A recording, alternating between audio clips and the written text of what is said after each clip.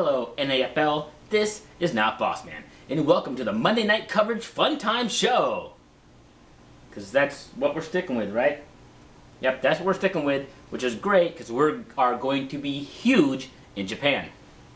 Okay, we are back to it Monday night, in a big Monday night face-off as Southie and his Niners travel to division rival Arizona to take on Turfto and the surging Cardinals.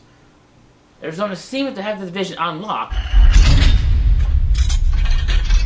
with a 10-3 record, but what they don't have on lockdown is a bye going into the playoffs. And you can bet your ass... Wait, what? Did I just get bleeped? Did I just get fucking bleeped? What are we? Are we airing on Nickelodeon? We are airing on Nickelodeon. What? Pick up the doll. Pick up the doll. Now Now put the doll down. Put the doll down. Why am I putting the doll down? Because we're canceled. Nickelodeon just canceled us. Wonderful.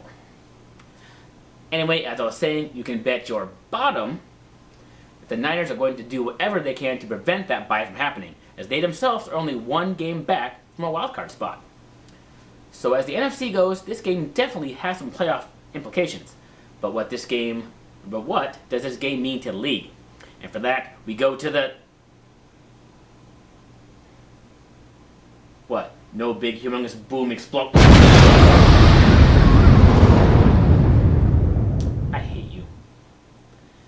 Anyway, for the impact score, I'm giving this one a 7. As there is a first round bye at stake, along with a potential playoff bid. To talk more about the 49ers season, our own Not Buffalo met up with Southie at his home to discuss his team's performance this year. We go out now live to Not Buffalo. Buffalo? Thanks, Not Boss Man. I'm here with 49ers GM Southpaw. And I guess let's just jump right into the questions. You're currently 11th in the league for rushing yards per game, with Ellis McConnell leading that ground attack. Is this going to be a big focus for your offense this week?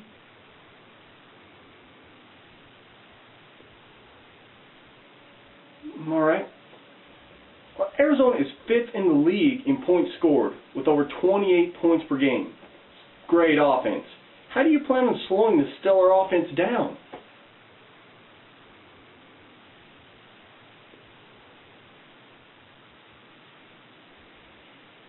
All right, Southie. Your offensive line and receiving core are riddled with injuries. How does this change your offensive game plan?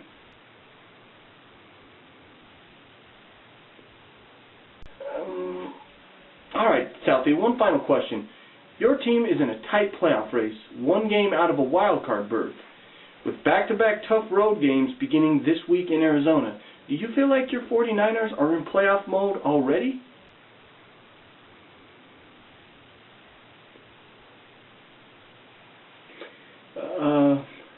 All right, Southie. Thanks for your time. We appreciate you being here. It's been real quiet. I gotta thank you for squeezing us into your schedule. Thanks for making this appearance. Back to you, Not Boss Man. Thanks, Buffalo. For another perspective, I am on now with the main man in Arizona and the architect of the division-leading Arizona Cardinals, Turfto. Thanks, Turfto, for being with us today. Thanks for having me, Not Boss Man. I'm a big fan of the show.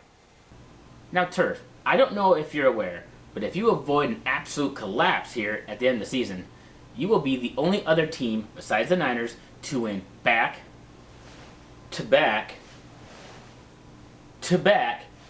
titles in the NFC West. Now, how big was it to bring in a horseman by the name of Bernard Escalante to make all this happen? Well, to answer your first question, I wasn't aware that we could possibly go back-to-back with our division titles and only be the second team since the Niners. I don't know what to think about that. Winning the division is definitely one of our goals every year. I would wish it would be back-to-back championship titles we were going for.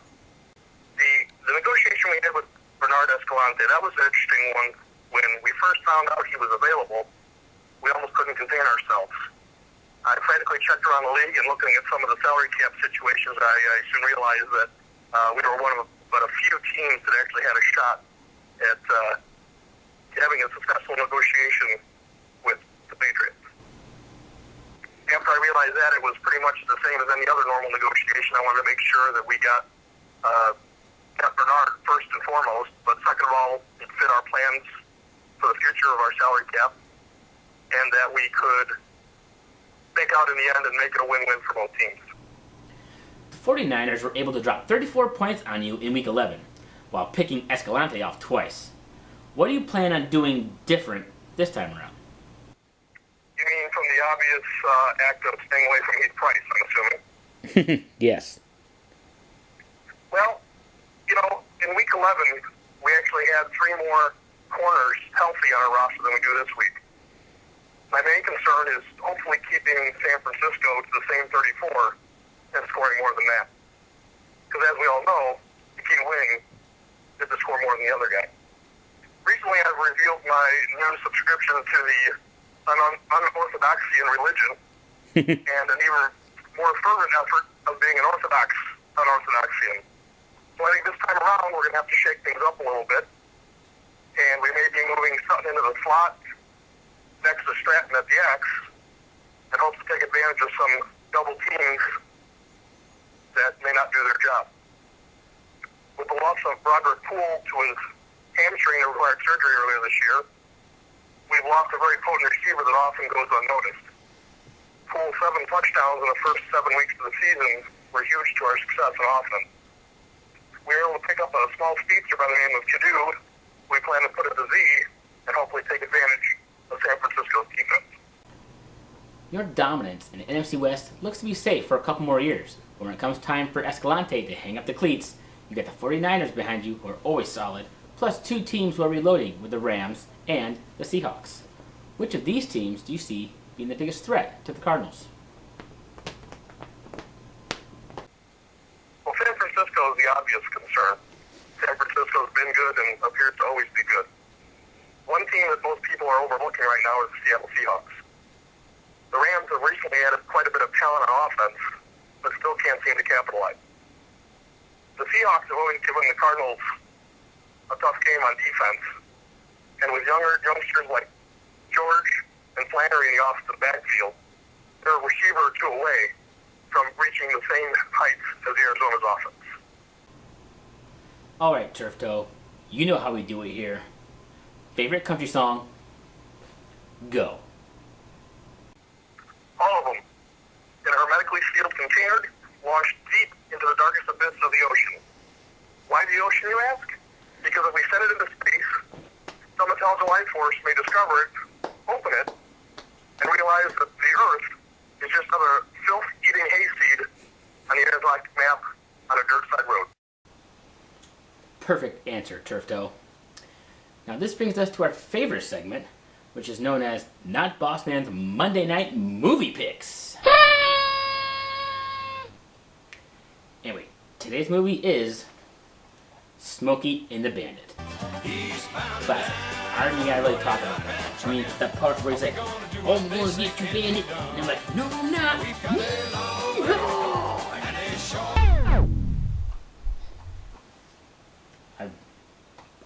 I've probably said too much. Well, that's it for our show today. For all of us here at Monday Night Football Coverage Fun-tastic Show, this is not Boss Man saying, never trust a big butt and a smile, because that girl is You